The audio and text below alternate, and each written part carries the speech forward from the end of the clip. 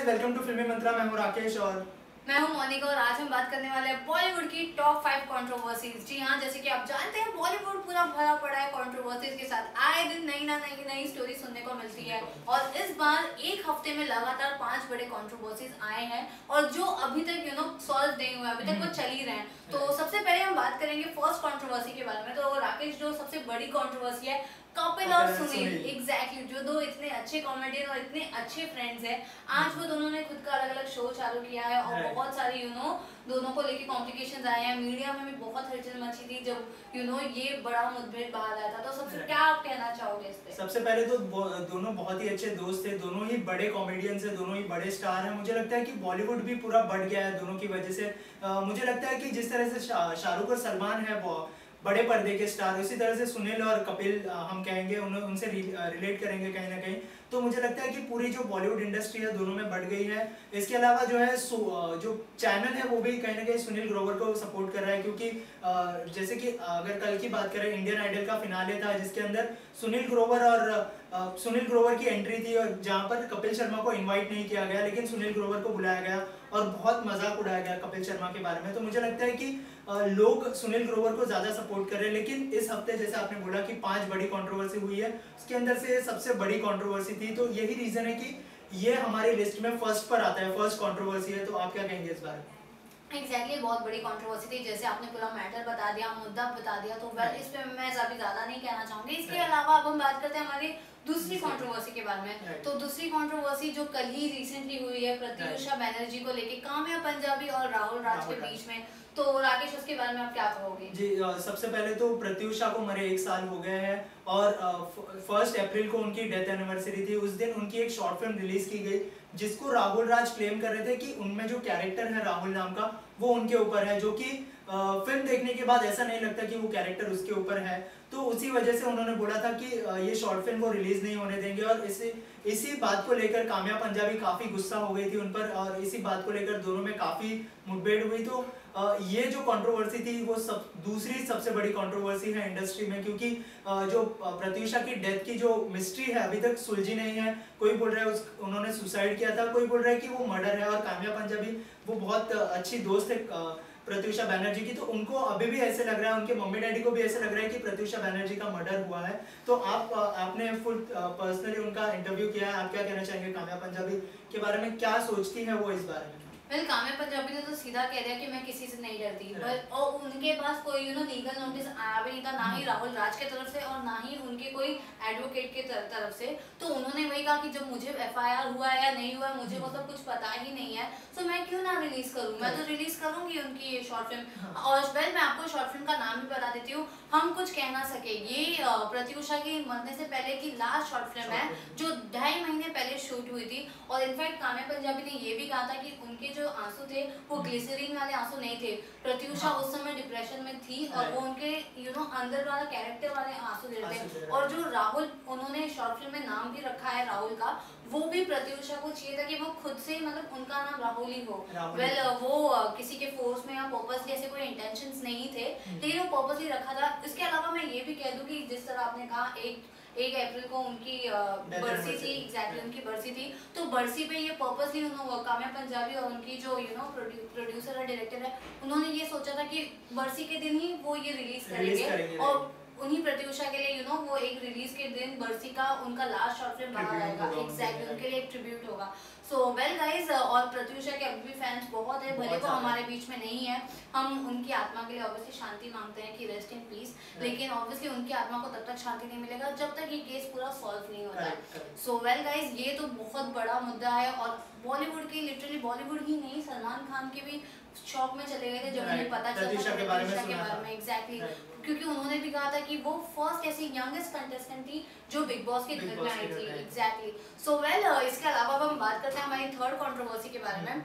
तो पार्थ समांथन के ऊपर भी एक ऐसे ही रिसेंटली कंट्रोवर्सी हुई और वो कहीं ना कहीं हमेशा जुड़े ही रहते हैं। तो वो पब्लिक फिगर बन चुके हैं, लोग उनको बहुत पसंद करते हैं और उन्हीं के ऊपर हमेशा कंट्रोवर्सी आ ही जाती है ना चाहते हुए भी। और इस बार तो वो खुद भी परेशान हो चुके हैं अपनी कंट्रोवर्सी को लेके, तो उन्होंने बहुत कम मीडिया से बात की है। वेल, राकेश आपने बात की है, तो आप क्या कहना चाहोगे इस पे? पार्थ, जैसे कि आप जानते हैं कि बहुत बहुत बड़े फिगर है, उनके फैंस बहुत ज़्यादा है खास करके यंगस्टर्स में।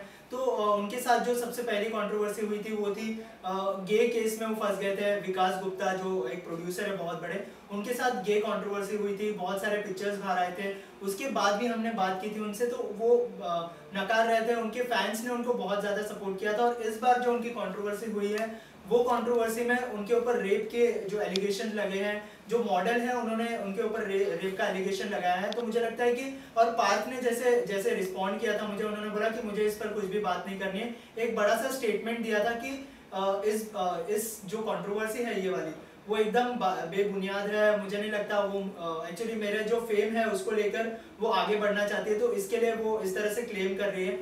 और दूसरी तरफ वही मॉडल बोल रही है कि ये जो पार्थ है वो बहुत बड़ा आदमी है, तो उसके साथ जितने भी फ्रेंड्स हैं वो सब मिलके मुझे फंसाना चाहते हैं। तो इस तरह से दोनों की गुत्थी जो है उलझी हुई है और अभी तक इसका कोई सॉल्यूशन नहीं आया, ना पार्थ की तरफ से आया ना मॉडल की तरफ से आया। और पुलिस भी जांच कर रही है इस बात की। एक दिन पूरा पार्थ को बिठाया था उन्होंने पुलिस स्टेशन में, लेकिन इस बात को लेकर कुछ बाहर नहीं आया कि ये गुत्थी सुलझी है या नहीं सुलझी है।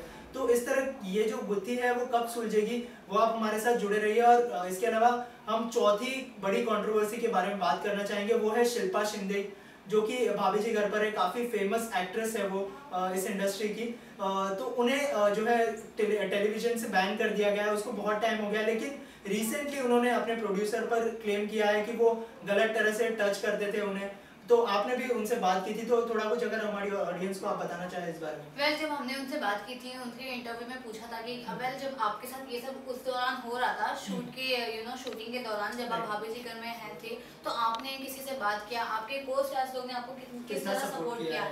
तो वेल उसमें तो उन्होंने सीधा कह दिया कि मुझे किसी ने सपोर्ट नहीं किया। उल्टा जब उन्होंने अपनी को स्टार सौम्या टंडन से बात किया था, तो सौम्या टंडन ने भी उन्हें इग्नोर कर दिया कि आके तुम तैयार होके आ जाओ। उसके बाद जब उन्होंने एक और एग्जांपल लिया था उनके ब्लाउज का, कि जब उनको ब्लाउज ही फिट नहीं हो रहा तो वो किस तरह शूट के लिए आ सकते, तो उन्होंने कहा कि तो क्या होगा, तुम आप बस पहन के आ जाओ, ऐसा थोड़ी होता है यार। उसके बाद इतना ही नहीं, उन्होंने एक और एग्जांपल दिया, चेक के बारे में बात किया कि उन्होंने जब फोन करके पूछा था कि आपका चेक आ गया, तो वो बोल रहे थे कि अरे तुम आ जाओ ना शूट पे, तुम्हारा कितना ये हो गया, सारे लोगों के आगे से उनका चेक नहीं आता है। हर किसी का चेक आ गया था, लेकिन वो इतना डर रहे थे कि उन्होंने शिल्पा शिंदे को ये तक भी नहीं कहा कि मेरा चेक मुझे मिल गया है।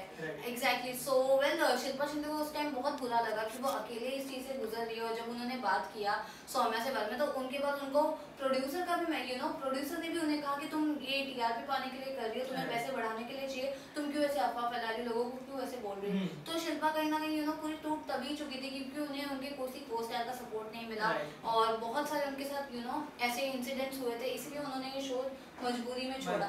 वेल इसके अलावा मैं हमारी लास्ट और फाइनल कंट्रोवर्सी के बारे में बात करना चाहूंगी, जो है राखी सावंत। जी हाँ, राखी सावंत बहुत बोल्ड और बहुत बड़ी बॉलीवुड की दीवा है, जो हमेशा कंट्रोवर्सीज के नाम पे जानी जाती है। अक्सर लोगों ने उन्हें कंट्रोवर्सी क्वीन का भी टैग दिया है। सो आज उनका आया है एक लेटेस्ट कंट्रोवर्सी। सो राकेश क्या कहना चाहोगे उनकी इस नई वाली कंट्रोवर्सी के बारे में? जी, जैसे कि लोग जानते हैं कि वो अपने बोल्ड और बिंदास कमेंट के लिए जानी जाती है, स्टेटमेंट के लिए जानी जाती है। तो इस बार जो है लुधियाना के कोर्ट में उनका जो दर्ज हुआ है केस, तो उन्होंने वाल्मीकि के ऊपर एक कमेंट किया था, बहुत ही गंदा कमेंट किया था जिससे रिलीजियस सेंटिमेंट हर्ट हुआ है। तो उन्होंने इस बात को लेकर कोर्ट में फैसला दर्ज किया है। तो मुझे लगता है कि राखी सावंत इस बार जो है बहुत ही बड़ी कंट्रोवर्सी में फंस गई है। और राखी सावंत की तरफ से कोई स्टेटमेंट नहीं आया, ये सबसे बड़ी बात है। क्योंकि जब भी कोई कंट्रोवर्सी होती है तो राखी सावंत सबसे पहले बोलती है कि नहीं मैंने ऐसा कुछ नहीं किया, या फिर कोई भी स्टेटमेंट उन लोग की तरफ से आता है। लेकिन इस बार उनकी तरफ से कोई स्टेटमेंट ना आना मतलब लोग ऐसा समझ रहे हैं कि वो गिल्टी है। हालांकि हम ऐसा नहीं कह रहे, लेकिन लोग ऐसा सोच रहे हैं कि राखी सावंत गिल्टी है, इसलिए कुछ कमेंट नहीं कर रही है बात पर। तो मुझे ऐसा लगता है कि उनको इस बात का जो खुलासा है वो करना चाहिए पब्लिक के सामने आकर, ऑडियंस के सामने आकर, क्योंकि बहुत सारे फैंस हैं जिनको आंसर चाहिए कि क्या उन्होंने ऐसा कहा था और क्यों, कौन से कॉन्टेक्स्ट में कहा था। क्योंकि जो सेलिब्रिटीज होते हैं सॉफ्ट टारगेट होते हैं कहीं ना कहीं, तो जो कहते हैं वो कॉन्टेक्स्ट में उनको दूसरा घुमाकर फिर उनको फंसाया जाता है। तो मुझे लगता है कि उनको अपना स्टैंड क्लियर करना चाहिए लोगों के सामने आकर। आप क्या कहना चाहेंगे? एग्जैक्टली अगर वो मीडिया से बात नहीं करेगी तो उनका मुद्दा लोगों तक पहुंचेगा कैसे, उनको पता कैसे चलेगा कि राखी सावंत इस चीज में क्या कह रही है, क्या वो खुद को गिल्टी मान रही है या फिर वो खुद को निर्दोष मान रही है। अगर निर्दोष मान रही है तो इसीलिए उनको कुछ प्रूफ दिखाना पड़ेगा। बट जिस तरह आपने कहा कि उन्होंने लास्ट इंटरव्यू में एक रामायण के वाल्मीकि के ऊपर एक उन्होंने टिप्पणी दी थी जिसकी वजह से वो फंस चुकी हैं। तो अब देखना ये है कि गाइस इन पांचों में से सबसे पहले कौन सा केस सॉल्व होता है और ये कंट्रोवर्सी कितने लंबे समय तक चलती है, क्योंकि ये पांचों कंट्रोवर्सी रीसेंट है और इसी हफ्ते में हुई है एंड अभी तक इसमें से एक गुत्थी भी नहीं सुलझी है। सो गाइस आप हमें बताइए कि आपको इन सब में से कौन सी कंट्रोवर्सी ज्यादा अच्छी लग रही है और सबसे बड़ी लग रही है और बड़ी लग रही है। वेल इसके अलावा आप हमें कमेंट बॉक्स में ये भी बता सकते हैं कि आप इन पांचों कंट्रोवर्सी में से कौन सी कंट्रोवर्सी को आप सपोर्ट कर रहे हो और किसे आप सपोर्ट कर रहे हो और किसे आप नहीं सपोर्ट कर रहे हो, आप वो भी बता सकते हैं। सो ऐसे ही बॉलीवुड की ताज़ा खबरों के लिए हमसे जुड़े रहिए और बने रहिए, देखते रहिए सिर्फ और सिर्फ Filmi Mantra. Till then have a great day, bye bye.